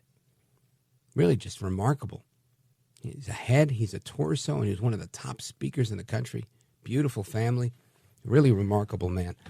And we talked about all of that goes involved with the push that the left is putting on people, right? People of faith, people that love their country, people that reject the idea that your kid should be your kid, that your son should be your son, your daughter should be your daughter. They want your son to be your daughter and your daughter to be your son. This is the logic of the left side of our political spectrum. That doesn't work for me. I don't think it works for you. But that's what we're here to talk about, right? We're going to talk about what's going on in America at night. We're going to talk about Trump, right? Trump's constantly under fire. So many people are lauding Trump for doing a good job. And then you've got the people that are saying, oh, my goodness, he's terrible. He's terrible. He's really reporting to Elon Musk. It's Elon Musk that's doing all of this and doing all of that. He's putting all these tariffs, and these tariffs are they're gonna break everything, and nothing's gonna work, and blah blah blah. Listen, I think we've heard about the tariffs a number of times. We've had a lot of discussions with, former economists that work for Trump, right? Steve Moore worked for Trump. He worked for Reagan. We talked with Vance Ginn. He's an economist that worked for Trump. We've talked with E.J. Antoni from the Heritage Foundation, our resident economist. We've had plenty of conversations about tariffs where these tariffs typically are not even on par with the tariffs that these countries are charging us. And in most cases, when he announces the tariff, it's as a deterrent for some other policy.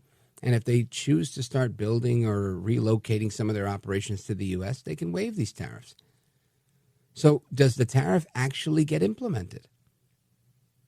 Did he need to tariff Mexico in order to get them to do? No, they agreed, right? They capitulated. They said, no, we're going to work with you.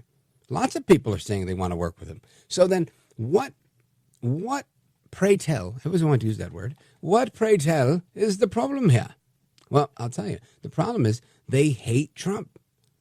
So Treasury Secretary Scott Bessent, he was on Fox News just yesterday discussing tariffs and inflation and explaining how very little of the 10% tariffs on most countries is really going to trickle down, if you will, to the American consumer because of a number of factors, right? And we talked about these. If you're selling pencils for 15 cents and this tariff says that you now have to sell them for more, right? Maybe whatever that comes out to be. You have to make a choice and say, you can turn around and say, look, pencils went up, they're going to be this much, and listen, it's your president. Orange man bad, he did it. And you can pass that along to consumers. Or if you're doing enough volume, you say, you know what? The getting was good for a while. I'm going to take a little haircut on this, and I'm going to eat this cost. Or maybe split it, right, between you and your supplier. Will somebody pay for it? Yes.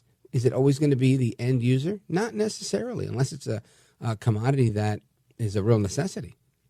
Then perhaps they might do that. But for the most part, I think if it's a pencil and they want to keep pencils cheap and they want you to keep buying pencils because they want their steady flow of pencil sales to not be interrupted. They count it as a cost of doing business, and they keep it moving. And I think that's by and large what we're talking about. Listen to this. There is a chance that the tariffs could bring in a substantial amount of revenue for the government. So, for instance, a 10% global tariff would bring in $2.5 trillion over 10 years. But what would that mean for the consumer if you're fighting inflation at the same time? Yeah, I think one of in what we're hearing and seeing, I think that very little of that would be passed on to the consumer. That I think the currency adjusts. I think that especially China, that the companies on the other side, the exporters, are going to eat a lot of the cost. And then three, I think for overall inflation, when we get energy prices down, when we deregulate, that as we saw in President Trump's first term, inflation's going to be under control at the Fed's target of 2%, probably less. Well, I'd love to see that happen, and I can't wait.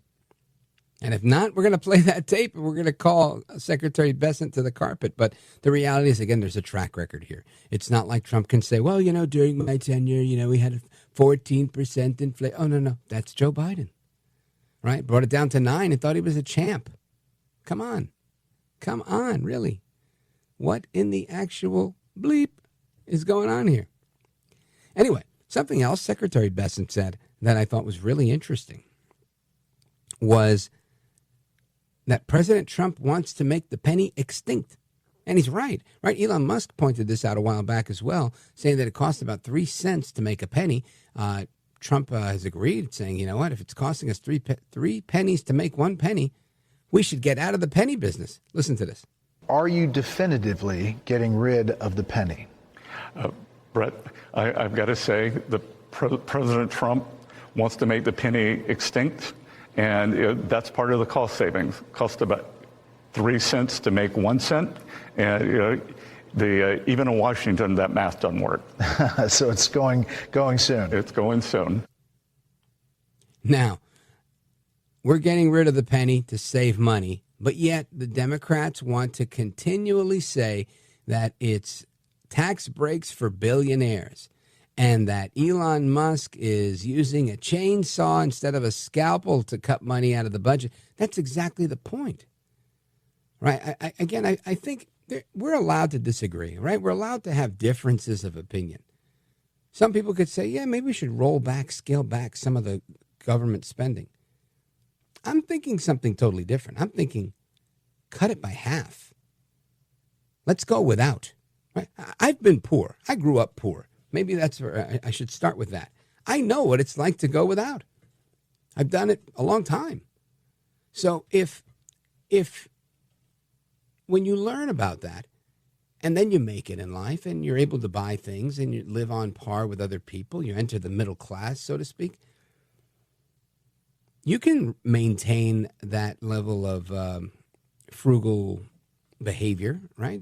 That frugal outlook. Or you can become a big spender, right? Everybody has a choice that they're going to make. And for some things, I'm a big spender. For some things, I'm very frugal. But my point is, we mustn't lose sight of the fact that there are people, myself included, that think our government treats itself with such a high degree of pomp and circumstance, such a high degree of false righteous indignation, as if they are the fine china. And I'm the guy saying, let's have the running of the bulls. Break all the china. We don't want china. Leave me, some stainless steel cookware that I can reuse, and I'm good. And these are just fundamental differences of opinion. Whether I had little kids or big kids, I've always believed we do not need a United States Department of Education. Reagan flirted with the idea and didn't come through, and I think it's one of the best ideas ever. Absolutely one of the best ever. So I want to talk about all this stuff they're talking about with Musk, because the sovereign wealth fund that President Trump talked about, I said that would be a great idea if the government's making money off of it. We, the people, should be getting our piece because we are the government, right? Government of, for, and by the people. And now I'm hearing some talk, rumors, rumblings, if you will, about DOGE dividends. Will we be getting a kickback on the savings? Now, look, I don't want any government money because there is no government money. The government doesn't produce anything. They don't make anything. It's my money. It's our money. Tax money. I'd say, let's get rid of taxes. Let me keep my money. But I want to talk about the idea of DOGE dividends.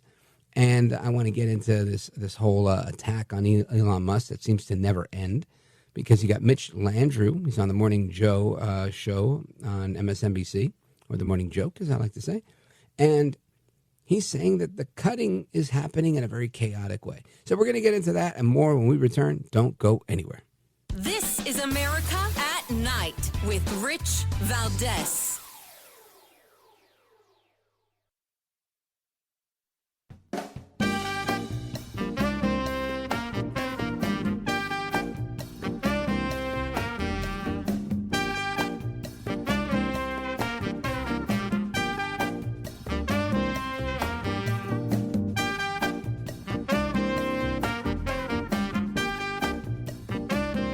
Congratulations on just an amazing show.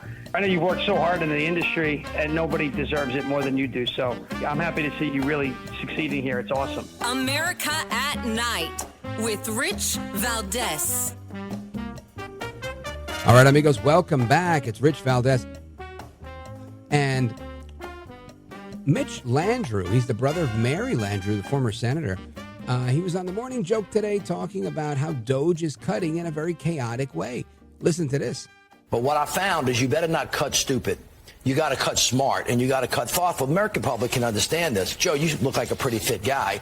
You know, if I told you that you needed to lose 30% of your body weight, and I did it by cutting off your leg, you'd bleed to death, essentially. So the last thing you want to do is put an unaccountable billionaire bureaucrat in charge where there's no transparency and have them just cut in a chaotic way that's going to affect the lives, the real lives of people. So if you affecting the real lives of people.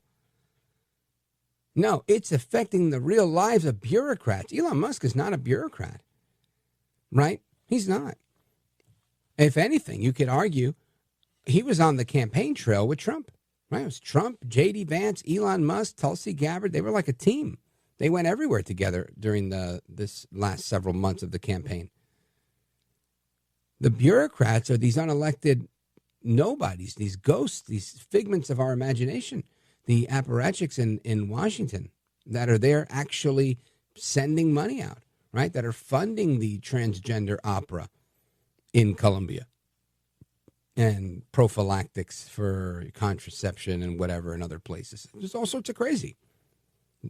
They're the ones doing that, not Elon Musk, right?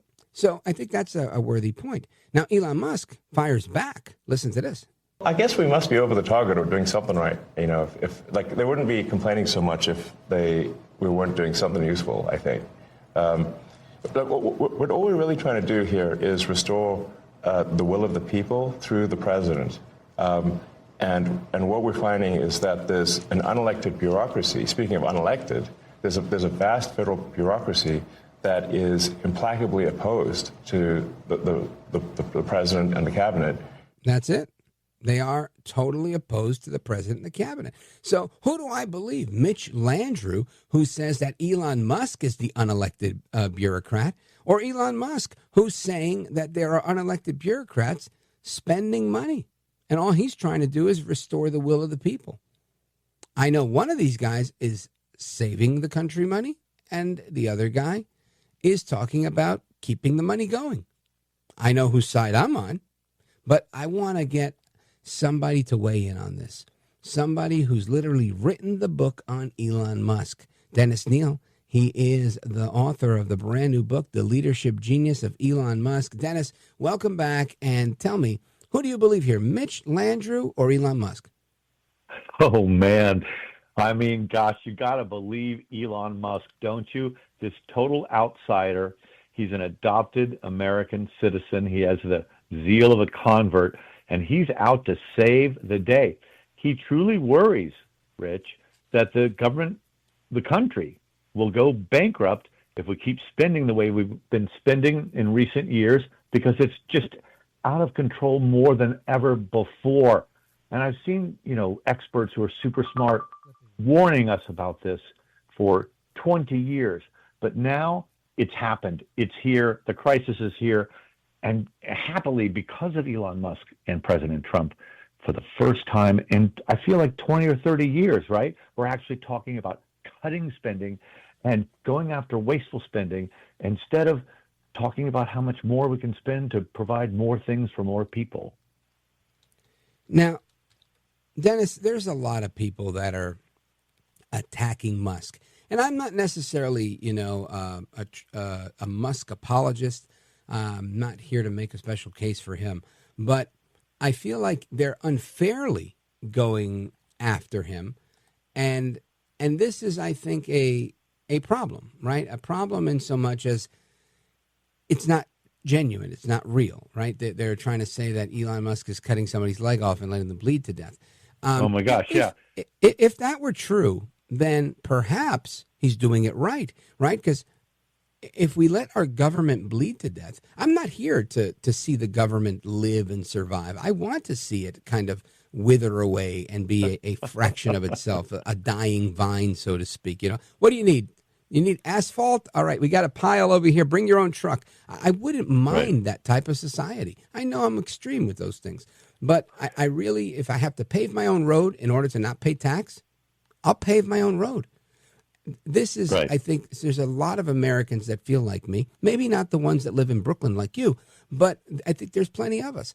And I just think the ire is misplaced. It is so misplaced. I mean, the Democrats have been libeling Elon Musk and his helpers. They've been saying that Elon, who's worth somewhere between $300 to $400 billion, depending on the stock price and where it is for Tesla, this man worth $300-400 billion. Oh, he's going to steal your Social Security check. He's going to get your personal data. When Elon was involved in PayPal 20 years ago, which had personal data on tens of millions of Americans. What are they talking about? And, the guy who came on, you played that sound from that congressman who said, they're chopping off a leg. Where were his specific examples of cuts that are bad? In good storytelling, in good argument building, you have to do what they call, this show not tell. You don't just say, this is really bad, these cuts. You got to say, they cut this bad thing. And this thing over here, that was a bad thing to cut. But they're never doing that. They're just whining, the Democrats, and they're just against all spending cuts, which makes them look absolutely awful. Yeah. Dennis, hang on right there. We're going to come right back. I want to talk about the IRS and the DOGE team digging into the IRS. I also want to talk about how they keep talking about these Tesla contracts, and I'm looking at a story that says $400 million that was scheduled to go to Tesla isn't going to them. So we're going to talk about that and more. Folks, we're coming right back with Dennis Kneale. He wrote the book on Elon Musk, The Leadership Genius of Elon Musk. Don't go anywhere. I'm Rich Valdez.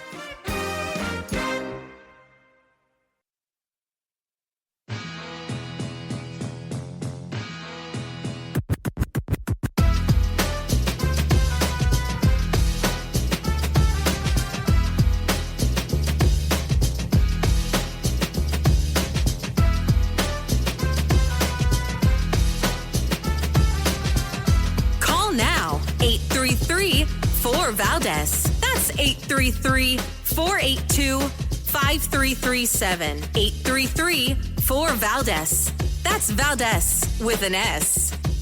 By the way, your ratings are up. Congratulations. I had somebody. It's always nice to check. I like to see, even if they're friends, I like to see how are they doing. Are people listening, right? But right. You're doing great. America at Night with Rich Valdez. Layoffs will also impact Internal Revenue Service workers. Layoffs are expected for thousands of probationary workers in the middle of tax season. The cuts at the IRS could come as early as next week. It's all part of the Trump administration's effort to downsize the federal workforce. Officials say the layoffs could mean longer wait times for assistance and delays in tax returns. Experts have some tips for you to get ahead. File as soon as you can and use direct deposit for refunds. File electronically and get an IP PIN for identity theft security, and remember to budget accordingly. That report from 9 News in Denver, Colorado. And our guest is Dennis Kneale. He's the author of The Leadership Genius of Elon Musk. Dennis Kneale, in addition to writing this book, you spent a long time at the Wall Street Journal as a journalist. You spent time at CNBC as an anchor. And you're the host of the What's Bugging Me podcast. And I know people love that. But given your financial acumen and your experience writing this book on Elon Musk, when you hear about the DOGE team going to the IRS, what's really your thought on that? I get thrilled to pieces, but I'm feeling like Chris Matthews with that little thrill going up my leg. Yeah, absolutely thrilling. That's the right word for it, isn't it? Because the government is just out of control in so many areas, and one by one, everywhere they go, they don't even finish their work or really get to go in deep yet, but just their arrival changes the entire agenda, changes how everything feels there. And I'm sure the IRS is flipping out right now. Let's remember, they just got, what was it, $800 million to hire 800,000 new agents to go after supposedly just a few billionaires. Yeah, I'm sure that's what they're for, versus going after the rest of us. Can we just, you'll get a scale of exactly what they're trying to do with DOGE, okay? Before COVID hit us in 2020, the government was spending about $4 trillion a year and bringing in $4 trillion in taxes, right? And spending 4.5, maybe 5, $500 billion deficit. That annual overexpense is the deficit, right? And we had debt. That's different from the deficit. That's the total borrowing. Okay. Well, now we spend $7 trillion a year, but we bring in only 5. And so we're overspending and borrowing $2 trillion extra a year and adding it to that debt. And the debt is twice where it should be for a healthy economy, okay? It's at $36 trillion, and yet our economy is at only $27 trillion. It's more than the economy. It should be at only like 60% of the size of the economy. So if you cut $2 trillion, you're making a huge difference. That's 28% of the budget.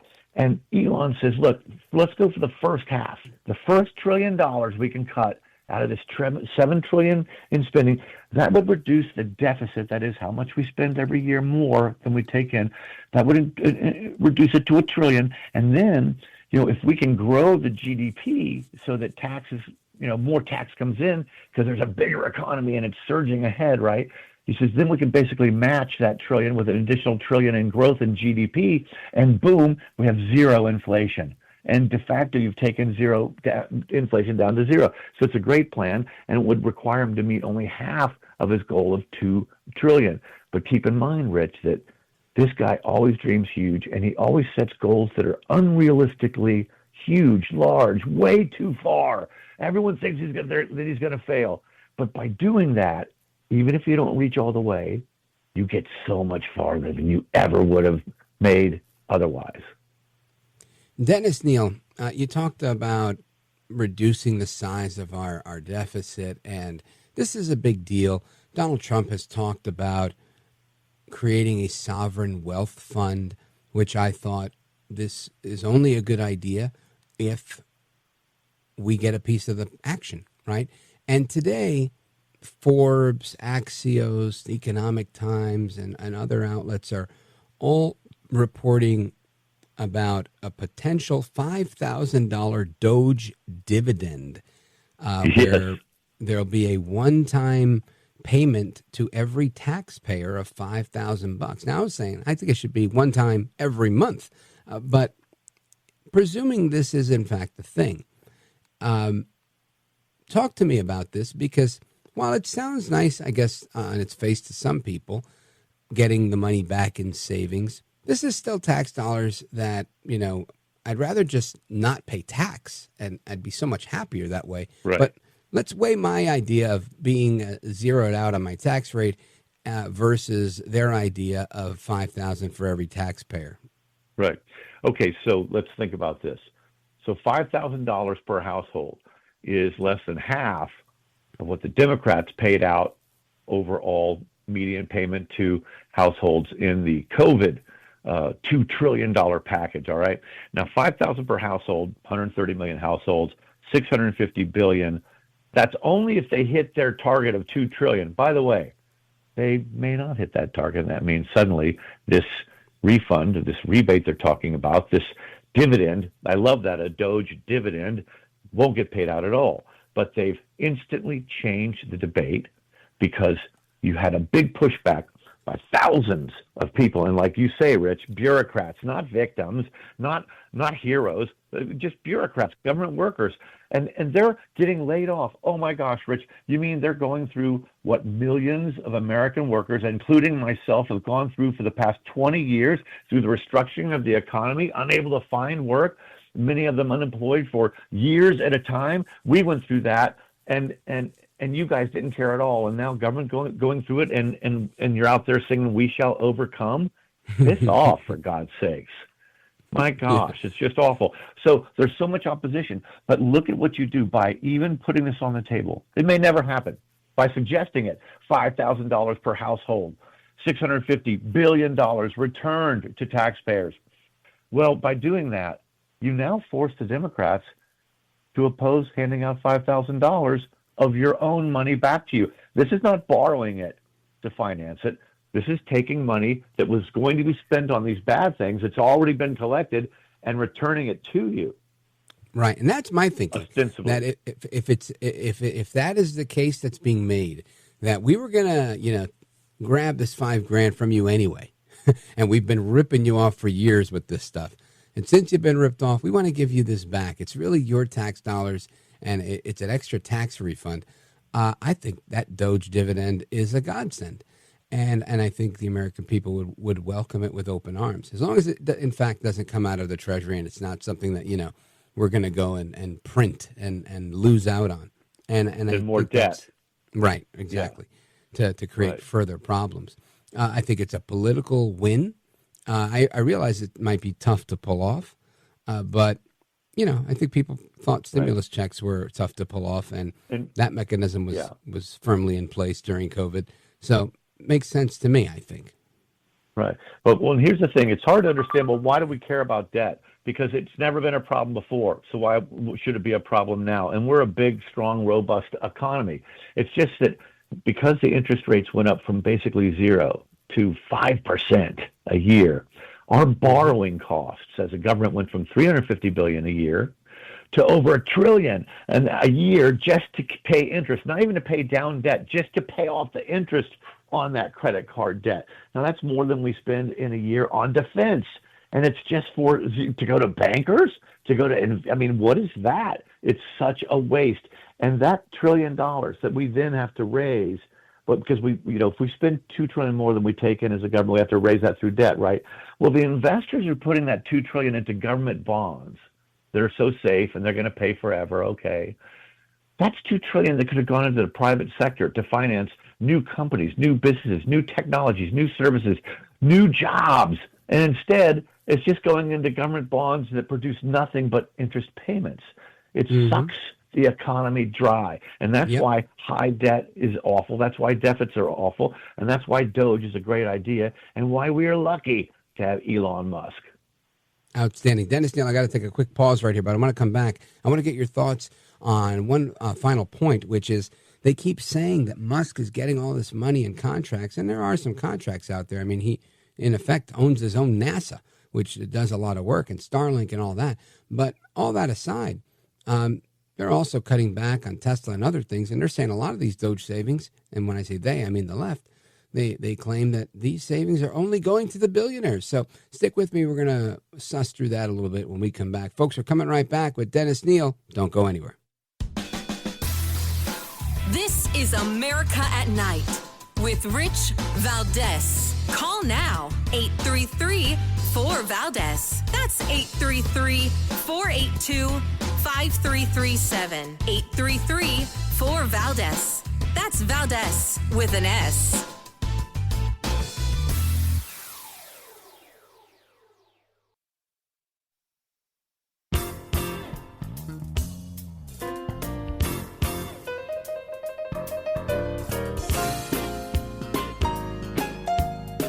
Now, 833-4-VALDEZ. That's 833-482-5337. 833-4-VALDEZ.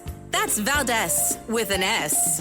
we have confirmed some of the cuts the DOGE team has been making, and they do include things besides what we were just discussing, like gender-affirming healthcare in Guatemala, teaching people in Kazakhstan to fight back against internet trolls, voluntary male circumcisions in Mozambique, creating work opportunities for young LGBTQI plus people in Serbia.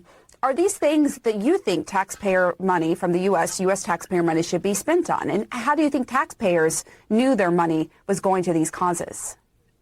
So happy to have a discussion on the funding of USAID and what some of these programs are going to. But what the administration cannot do is randomly freeze the funding to all these programs that Congress has already appropriated. That's why we have an entire appropriations process. And it's also simply wrong that they're making these cuts to somehow help Americans. They're making these cuts to give billions of dollars of tax breaks to billionaires. And how do we know that? Because Republicans just passed a budget out of committee last week that does exactly that. It gives trillions of dollars, actually, in tax breaks to the super wealthy.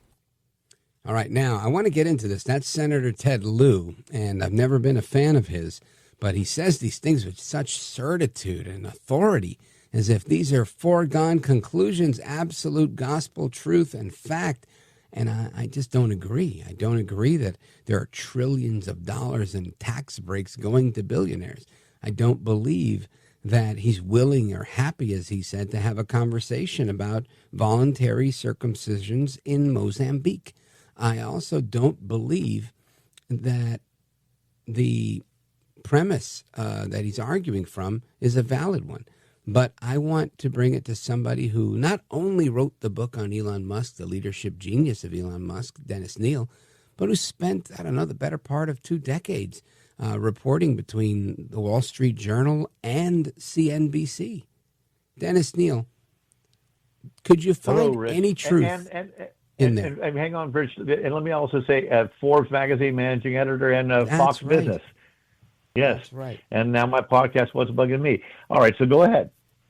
Yes. Well, given all of that business news and financial news that you've been reporting on and being the managing editor at Forbes magazine, how much truth did you detect in Senator Lieu's response? Zero. The Democrats have been incredibly loose with falsehoods versus the truth, and they'll say anything because they're desperate and they're dazed and confused. Remember how they always described the first Trump tax cuts. Oh, it's for his billionaire friends, when it turns out literally the 3,200 counties in the U.S., every single county, net, got some type of tax relief. If you look at all the people in the county, and 80% of Americans got some type of tax relief.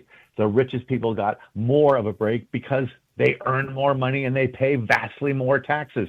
Let's remember that the top 1% of earners pays close to 40% of all income taxes collected. The bottom 50% of earners pays basically nothing after they get their refunds. So this idea of the billionaires, they're so trying to divide America. They're so trying to cast aspersions on Elon Musk. Why don't they instead talk about the spending? Jimmy Carter, a Democrat, was the first president to talk about zero-based budgeting, about the idea of starting over every year at zero to justify what the spending's on. It never took hold, but now it's time for USAID and those programs start back to zero and justify the ones that you do want to support. But our government's out of control, and we're seeing that there were no controls on spending whatsoever. Rich, did you see that thing about at the Treasury, they had sent out payments and they were told never question a payment. They were sending payments knowingly to terrorists, to people who were dead, and just never questioned. And there were people who had been there their entire careers and they had never rejected a single payment request. Isn't it amazing? I mean, it's also just as amazing that we have people that are 150 years old, 200 years old and whatnot, apparently eligible to be able to collect Social Security, which I think is amazing. And I'm glad that the Trump team put that on full display. But ultimately, I mean, it sounds like Democrats are really arguing from a very, very weak position here, saying that Trump can't freeze programs. He clearly did, and for good reason. I don't see them winning many, if any, of these cases that they're bringing to court. In fact, I see Trump winning most, if not all, of these cases.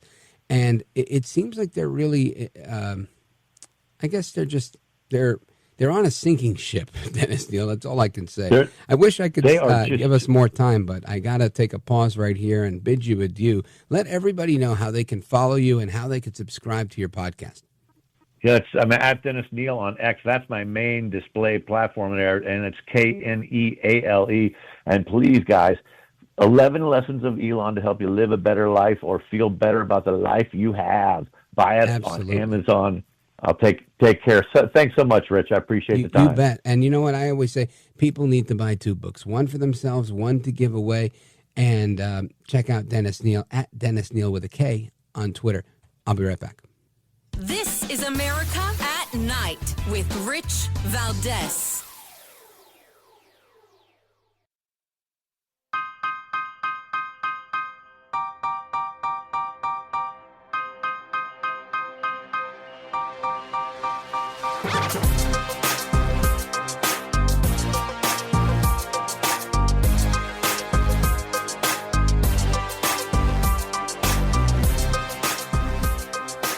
All right, amigos, open phones across America. To the phones we go. 8334-VALDEZ. Let's go to Hartford, Connecticut, WDRC, and check in with Ed. Go for it, Ed. You're on with Rich Valdez. Welcome. Hey, Rich. Great show. Just found out about you 3 weeks ago, believe it or not. You just came on here, and I already bought one of those radios, but I really like your guest. And the reason I was calling is I'm looking at this DOGE thing, which I love. And then I'm reading about they're going into the Social Security, and I think it's 12 million people that are over age 100. So I'm thinking they're taking this money and they're moving it to USAID. So, it's kind of conspiracy theory, but it's got to be some sort of clandestine operation like maybe Iran-Contra. And they move this money over there because these people are obviously dead. There's no way they're alive. And the money goes into the USAID, and then it's able to fund all kinds of maybe, some clandestine operations that's maybe good or bad, kind of like the Bourne things. But I'm just thinking that's where they're getting the money because you have 72 million people that are on Social Security. So if you've got 12 million people, and maybe they're getting a couple $100, but, that could be $3 or $4 billion of a slush fund that these people are using to, pay off people. I mean, Sesame Street, $20 million, and Iraq or Iran maybe could cost $1 million. So where does the other 19 million go? Right. Well, and this is what I'm thinking with all of this, right? So Social Security is one area, but the money for USAID, that's also money that's appropriated. So when you're talking about, the millions and millions of dollars for Sesame Street, I have no doubt that they probably use, a million of those many millions to do what they're saying they're doing. But the rest of them get skimmed off the top, and those also go somewhere to do whatever they're doing. So there's definitely, some, I guess the real term here is money laundering, right? There is some money laundering going on here that results in kickbacks, likely internal with the government, so they can do whatever dirt they do. And who knows, maybe even external, right? Like the people in Ukraine who are now buying yachts and buying mansions and the most beautiful cars. At least that's what I'm hearing is happening in Ukraine. Ed, thanks for the call. Thanks for becoming a listener. You're now a Valdez VIP, amigo. I appreciate you, brother. Folks, until tomorrow, hasta la próxima. Take care, good night, and God bless you, America. I'm Rich Valdez.